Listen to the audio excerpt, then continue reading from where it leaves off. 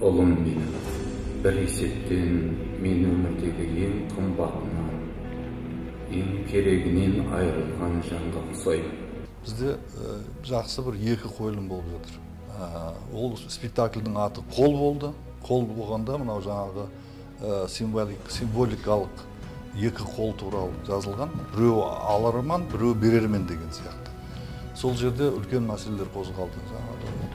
Осы адамның ішіндегі алу и алмау. Осы күрес сол жаңағы қойылымда көрсетілді. Екінші қойылымыз бізде құлқынның құл деген жаңағы қойылым болды. Ол жерде де сол осы жер мәселесі көтерілген. Жер мәселесі болғанда жаңағы туралап шешу, осы жаңағы біздің үлкен жаңағы егде дейміз бе, қариялар, солардың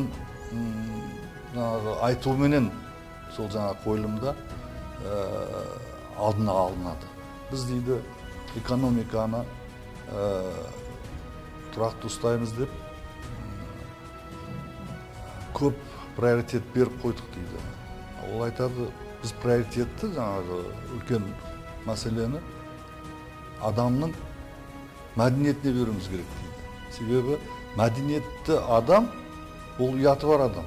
Ол романтик. Сол мәселе бойынша ол жаңағыдай үлкен қылмыстарға бара бермейді деген ой бар. Себебі оның ішінде тазалық, жаңағы айтқан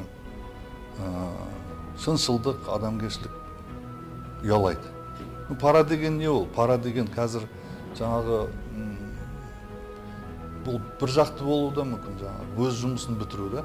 Екі жақты да болуы мүмкін. Екінші адам өз мүддесін, жұмыстарын бітіру үшін басқа бір кісіге пара береді. Сөйтіп екі жақты жұмыс істелініп, ол соншалықты көбейіп кете береді өмірде. Осы мәселені біз өзімізден бастауымыз керек сияқты. Себебі біз өзіміз беріп жатсақ, параны беріп жатсақ, алмайтын адам жоқ қазір. Барлығында жағдай үлкен жағдайда емес, сол үшін адам өзінен бастау керек сияқты, таза жүру керек сияқты. Жаңағы басында айтылғандай, ол адалдық болу керек.